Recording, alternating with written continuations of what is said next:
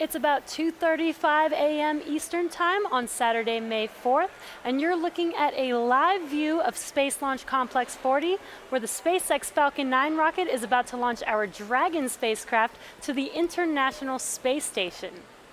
Liftoff is targeted for 2:48 a.m. Eastern Time or 6:48 a.m. Coordinated Universal Time.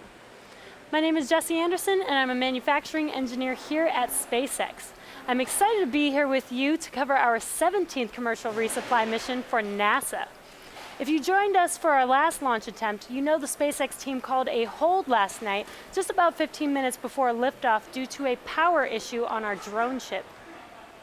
Our drone ships use generators to power their onboard thrusters, which allow the drone ship to maintain its position in the water for landings.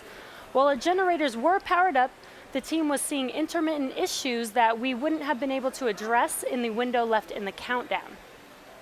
Keep in mind that the drone ship is much closer to shore for this launch, so after discussion with NASA, we opted to hold the launch for 24 hours and then bring it back to the port to resolve the issue. The power issue was addressed, and now the drone ship is back out awaiting landing of the first stage following this morning's launch. In addition, you heard the launch director reference a helium leak. For clarity, this was on the ground side and not on the vehicle, and this was not a threat to launch, but with the extra time that the team had, we went ahead and addressed that as well. The Falcon 9 and Dragon vehicles remain in great shape with no issues, so at this time, with the drone ship standing by and ground systems ready to support, everything is looking good for an on-time launch in just about 13 minutes from now. SpaceX will be delivering more than 5,500 pounds of cargo to the space station, including critical materials to support dozens of science and research investigations. We'll be going into a little bit more detail on some of that research later in today's webcast. This will be SpaceX's 5th launch this year, and we'll be launching a flight-proven Dragon spacecraft today, which visited the International Space Station previously for our CRS-12 mission back in August of 2017. Both Falcon 9 and Dragon were designed with reflight in mind, so the vehicle hardware is built to support multiple missions with minimal refurbishment in between.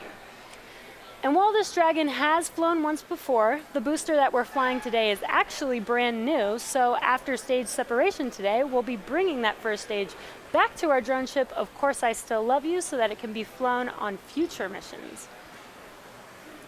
Now, it was just a few weeks ago that we launched our second Falcon Heavy mission and successfully landed its center core on Of Course I Still Love You, as well as its 2 side boosters on Landing Zone 1 and Landing Zone 2. But today, the drone ship will be positioned much closer to land, approximately 12 nautical miles off the coast of Cape Canaveral, versus the 535 nautical miles for that Falcon Heavy mission. Since we're not going to geosynchronous transfer orbit for today's mission, we have enough performance to complete a boost back burn and ultimately land closer to shore. And the closer that we land to shore, the easier the weather forecasting is, and the chances of recovery for that booster increase.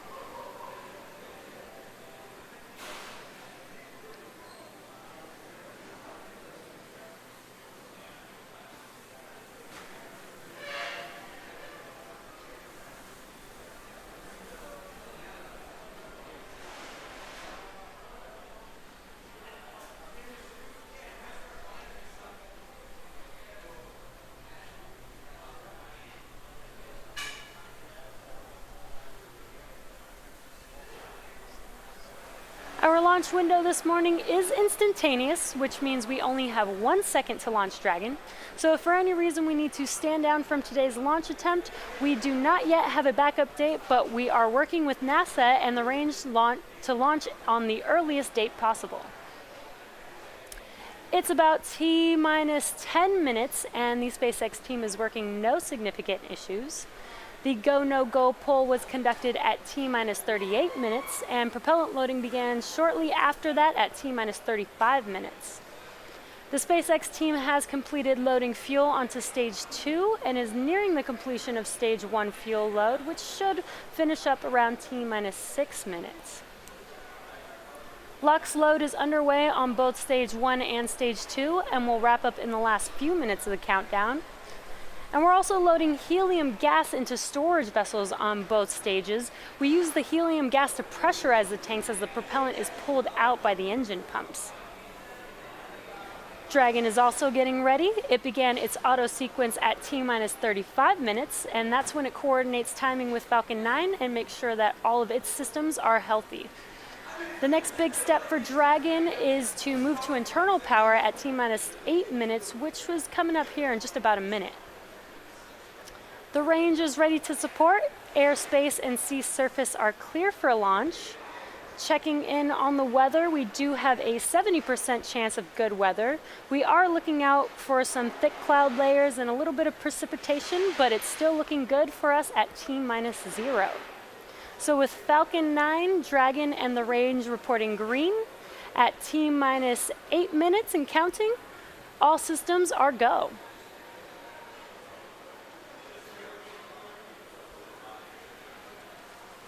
Our Dragon spacecraft has been making trips to the space station for 7 years now, and today it's still the only vehicle flying that can deliver significant cargo both to and from the orbiting lab.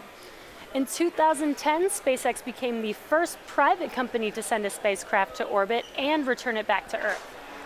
2 years later, in 2012, Dragon became the first privately developed spacecraft to visit the space station. And since then, SpaceX has made a total of 18 trips to the station, and we're currently under contract with NASA for a total of 26 cargo resupply missions. Dragon will be carrying dozens of research payloads to the space station, including the research in the National Laboratory, operated by the Center for Advancement of Science in Space, or CASIS. There are more than 20 payloads included in this mission sponsored by the National Lab. The National Lab payloads represent a diverse group of research investigations, all which are intended to benefit life here on Earth. Let's take a look at some of the groundbreaking research from CASIS that will be aboard the CRS-17 mission today.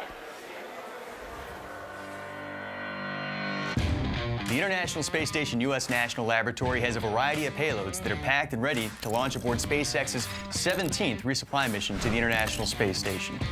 Many of those payloads represent life science investigations, all with the intention of improving patient care back on Earth. Let's get an idea about some of those investigations that are associated with this mission. The ISS National Lab is partnered with a branch of the National Institutes of Health that is providing funding to support the use of tissue chip technology for research on board the space station to benefit human health on Earth. 4 of these tissue chips in space investigations are launching on this mission. Tissue chips, small chips containing human cells grown on an artificial scaffold to model the structure and function of human tissue, enable better disease modeling and higher accuracy drug screening. In microgravity, human tissue chip models have the potential to accelerate pathways for understanding the mechanisms behind disease and developing new treatments.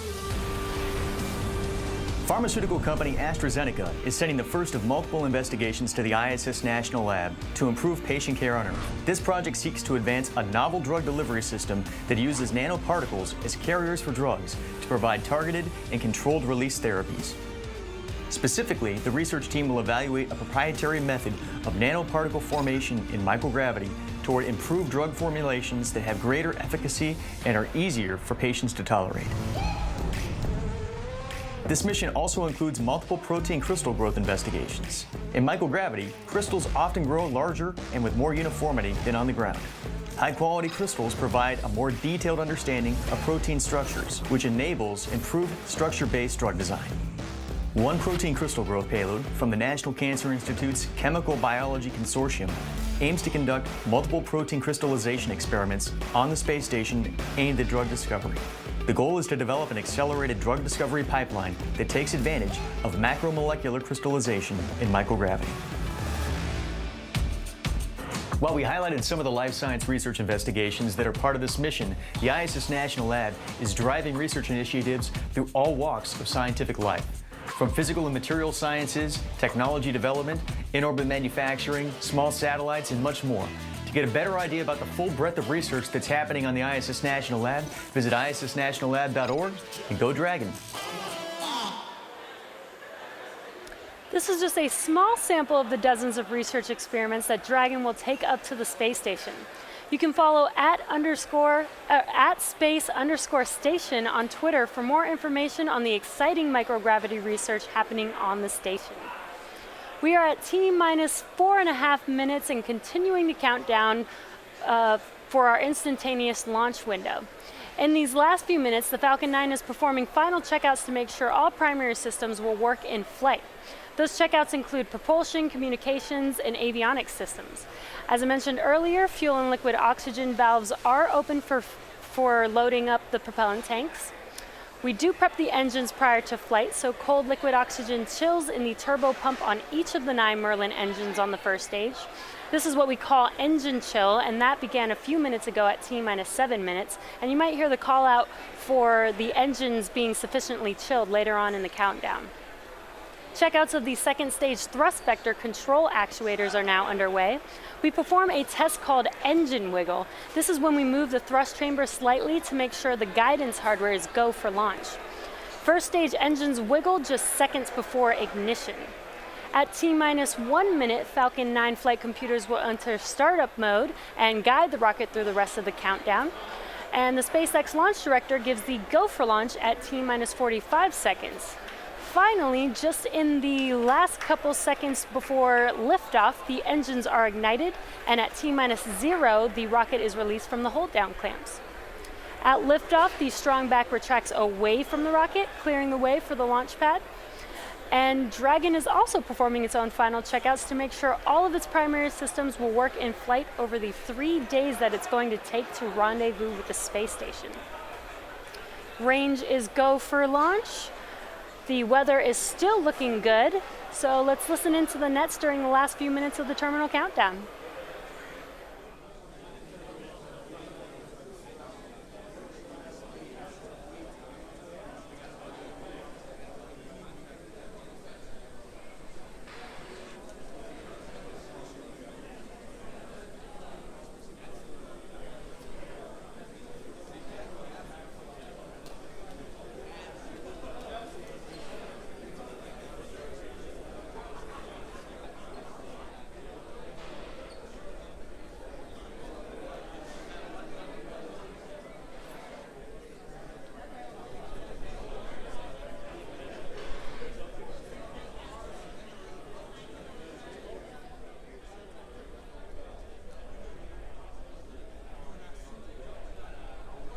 Stage 2 lost loads closing out.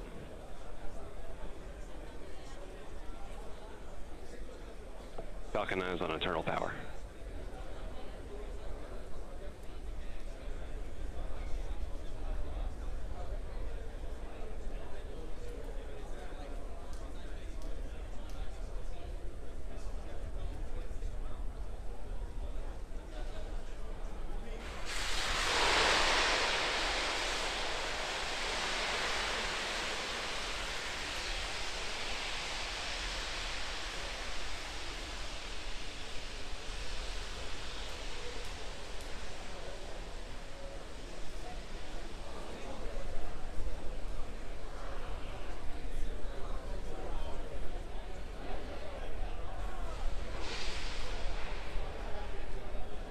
Falcon 9 is in startup. Dragon is in startup. Ground gas closeouts complete.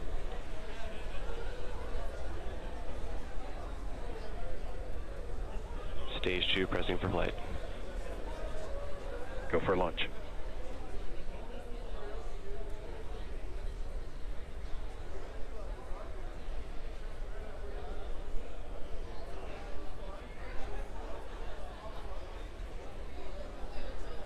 T-minus 30 seconds.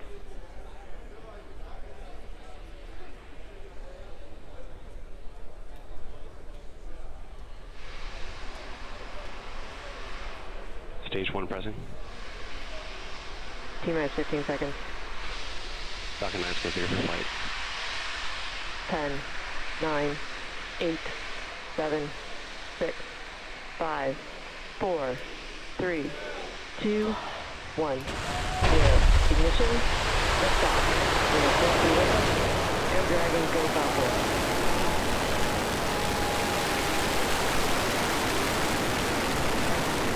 Vehicle is pushing downrange.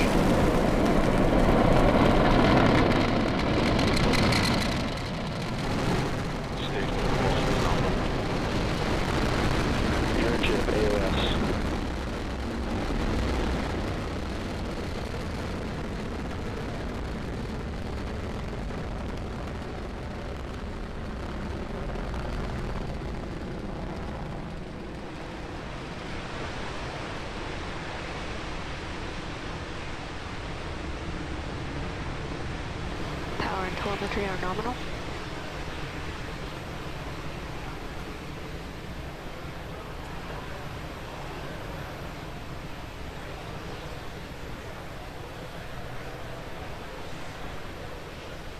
Vehicle is supersonic.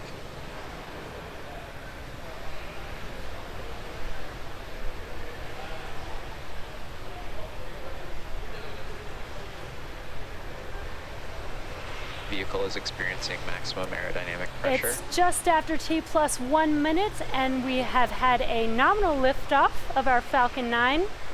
We're just about to pass through max Q, which is the maximum aerodynamic pressure that the vehicle will see. Actually, we've confirmed that we've passed through max Q. So now we will have a series of 3 events coming up in rapid succession: main engine cutoff, stage separation, and second engine start. Main engine cutoff, or what we like to call MECO, is where all 9 engines on the Falcon 9 first stage shut down. This is then followed up by the stage separation, or the separation of the first and second stages. And then finally is the second engine start, where the Merlin vacuum engine on the second stage lights up and begins to carry Dragon to its targeted orbit. So let's listen into the countdown net for those 3 events coming up here in just about 10 seconds.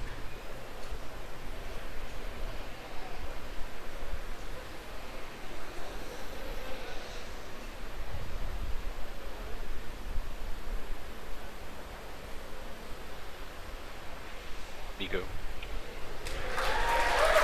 Stage separation confirmed. Stage 1, ready to quit.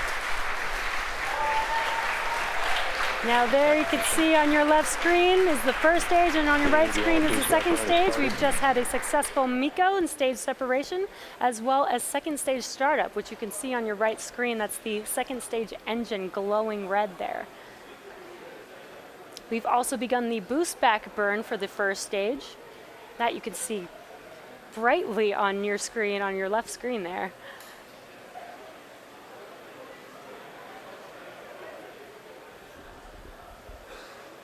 And there on your right screen, you can actually see the nose cone from Dragon deploying and falling back down to Earth. Now that nose cone helps protect the Dragon during ascent from aerodynamic loads, but once we're in the vacuum of space, we no longer actually need it. And stage 1 boost back burn shut down. And as you see on your left screen, it has gone dark because the boost back burn is now complete. And in order to make its way back to the drone ship of Course I Still Love You, the first stage executes a series of 3 burns. The first burn is the boost back burn, which you just saw, and that's meant to slow the rocket down and reorient it for re-entry. Shortly after Vehicle this is first following a burn nominal is initiated, trajectory. the grid fins, which are located near the top of the first stage, are deployed to help guide the rocket during descent. Following that boost back burn, Falcon 9 then executes its re-entry burn, which slows itself down before hitting the dense parts of the Earth's atmosphere. Then last is the landing burn, which helps to rapidly slow down the first stage booster as it touches down on our drone ship.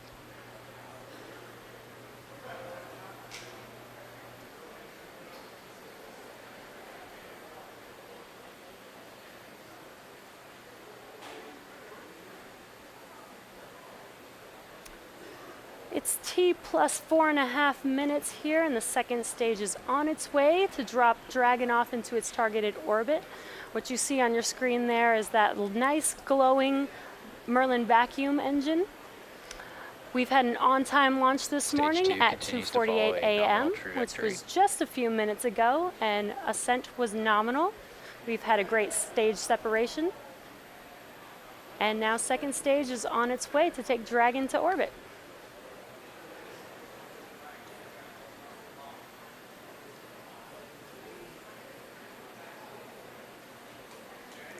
So coming up here in about a minute and a half will be that entry burn that I mentioned earlier for the first stage. If we do land this booster today, it will be SpaceX's 39th booster landing.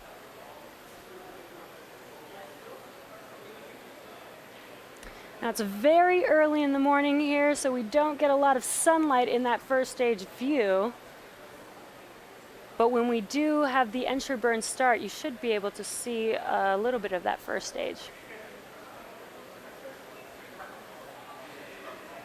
Stage 2 continues to follow a nominal trajectory.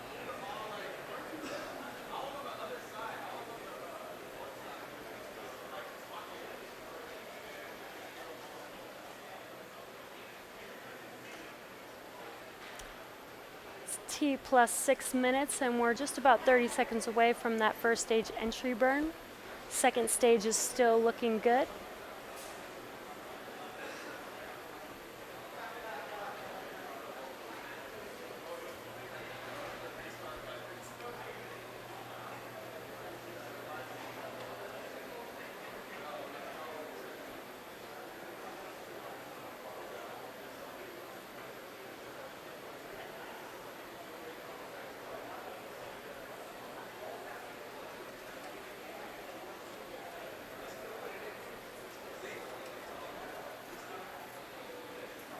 Stage 1. And there you can see on your left screen there that first stage re-entry burn has just begun. It's glowing pretty bright Stage 2 there. continues to follow a nominal So we're not getting a lot of trajectory. sunlight. At least the engines are giving us a good view of that first stage.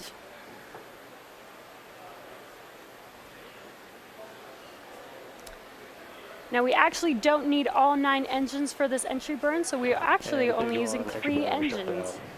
And that completes the first stage entry burn.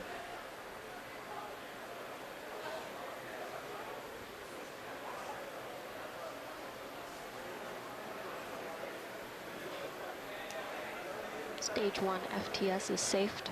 Now the first stage landing burn should be beginning in about 20 seconds here.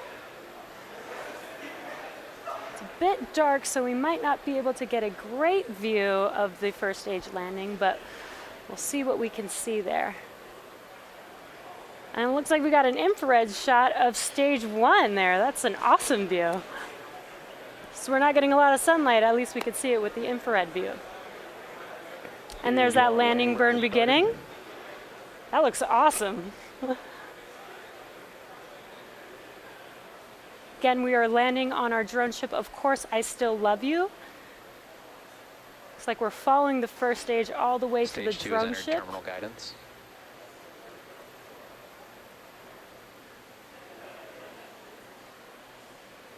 Looks like we've got a good live view of this landing here. And we have touchdown of the first stage Falcon 9 vehicle on our drone ship, Of Course I Still Love You. That was an incredible view of that entire landing. That was awesome. So now going back to our primary mission, our second stage is about to meet. Actually, it looks like we just had SECO, the second engine cutoff, which means we're coming Nominal up orbital insertion. on Dragon separation soon here. Waiting for confirmation of good orbit.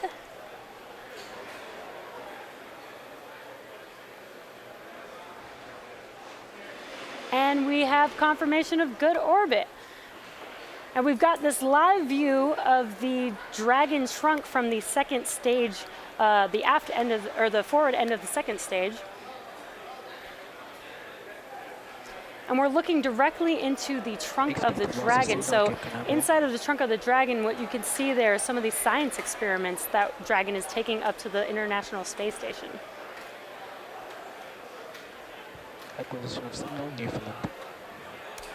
And there you can see on your screen, Dragon has deployed.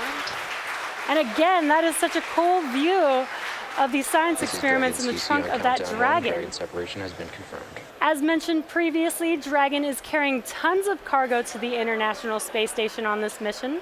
A small portion of that cargo represents supplies for the astronauts, which is things like food and clothing, but most of that cargo represents science going up to the space station.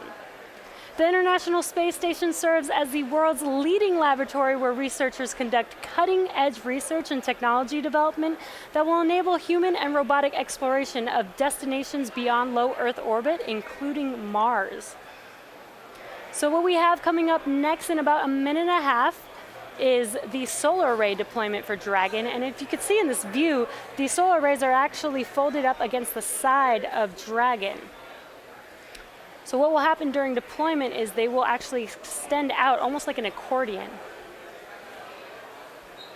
And that'll be around T plus 12 minutes. So we're just about a minute away from that solar array deployment.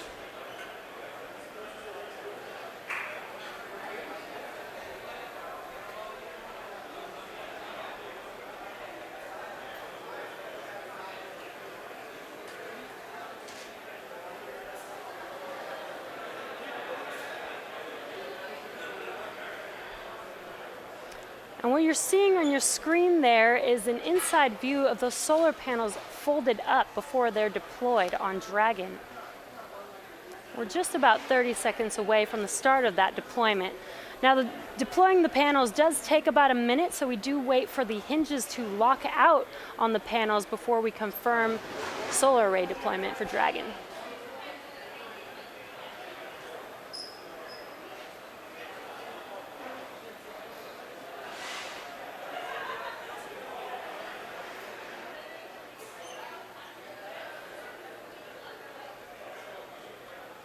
This is Dragon CC on countdown 1. Dragon's propulsion system has successfully primed, and all thrusters report ready for firing.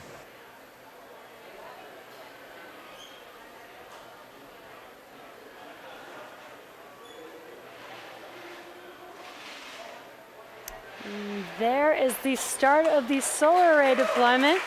Again, this will take about a minute to complete. And we are looking at the back side of the panels, which is why you see some of that harnessing there, but the solar cells are actually on the other side of the panel.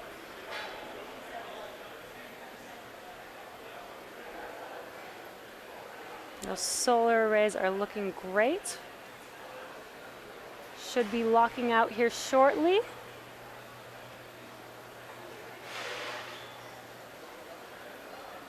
And we've got full solar array deployment. Dragon is now officially on its way to the space station. When Dragon arrives in a couple of days, the spacecraft and the space station will establish direct communications link. Then Dragon will slowly approach, pausing at several checkpoints to ensure everything is still going as expected. Eventually, Dragon will be close enough for the astronauts on board the space station to capture Dragon. Then ground communications will be sent from Mission Control in Houston for the station's arm to rotate and install it onto the bottom of the station's Harmony module. Dragon will remain at the space station for about 4 weeks, and then the spacecraft will return to Earth with research and return cargo. So just to recap our mission today, we had a great liftoff this morning. We've had a successful stage separation. We brought back that first stage to our drone ship, Of Course I Still Love You, for the 39th booster landing for SpaceX. And we dropped Dragon off into its targeted orbit and deployed those solar arrays, allowing Dragon to head off to the International Space Station. Dragon's arrival, capture, and installation to the station will be streamed live starting on May 5th at 5 a.m. Eastern Time on NASA TV. Dragon will spend about 4 weeks attached to the space station before returning to Earth with cargo and research. Follow NASA and SpaceX on social media for ongoing mission updates. Thanks to NASA, the range, the FAA, and all of you, the viewers. Until next time, may the 4th be with you.